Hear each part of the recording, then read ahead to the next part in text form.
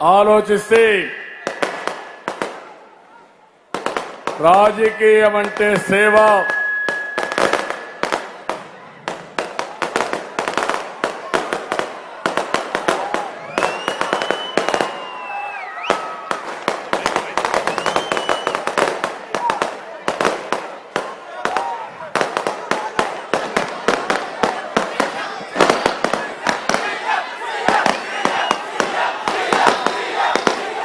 దయచేసి క్రాకర్స్ ఆపేయాలమ్మా.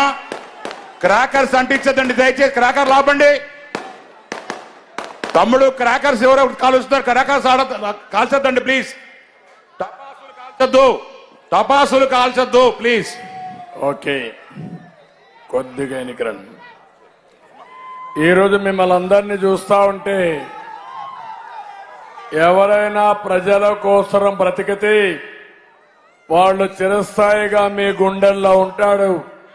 అలాంటి వ్యక్తి గోపాలకృష్ణారెడ్డి గారు, నా మిత్రుడు.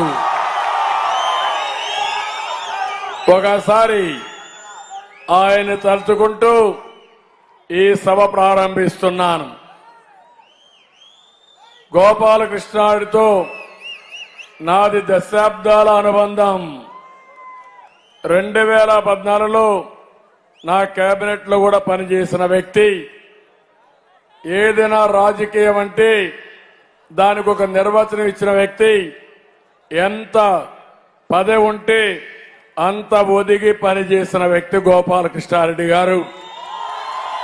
ఆ రోజే కాకుండా ఈ రోజే కాకుండా రేపు కూడా ఒక ఆదర్శమైనటువంటి వ్యక్తి గోపాలకృష్ణారెడ్డి గారు.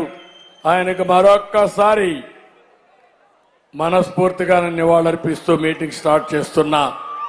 తమ్ముళ్ళు, అప్పటికి ఇప్పటికీ ఎంత రాజకీయాలు మారిపోయినాయో మీరు చూశారు. గుడిలోని లింగాన్ని మింగే వాళ్ళు వచ్చారు. ఇప్పుడు అవునా కాదా అని మిమ్మల్ని అడుగుతున్నా.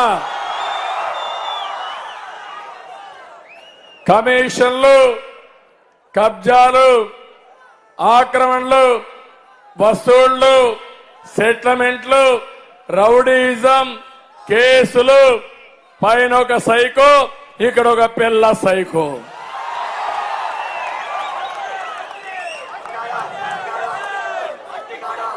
అందుకే ఈరోజు మీరు చూస్తే జనంలో ట్రెండ్ మారింది.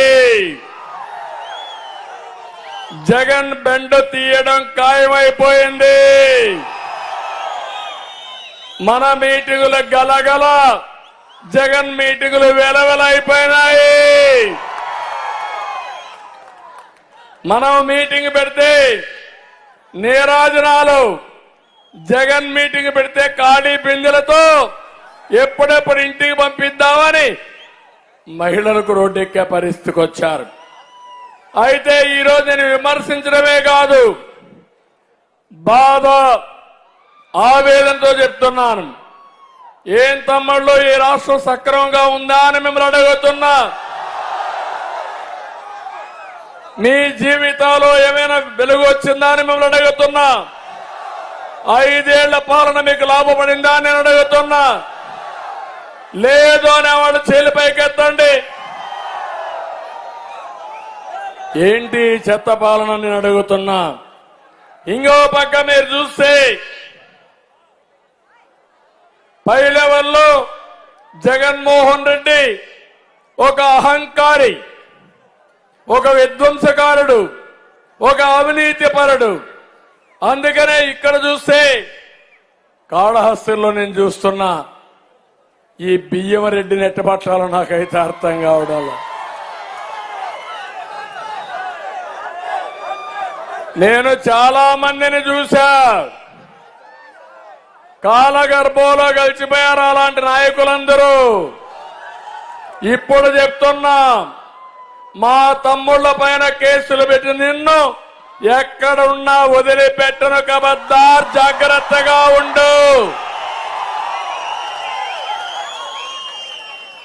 ఆయన కథ మళ్ళీ వస్తా.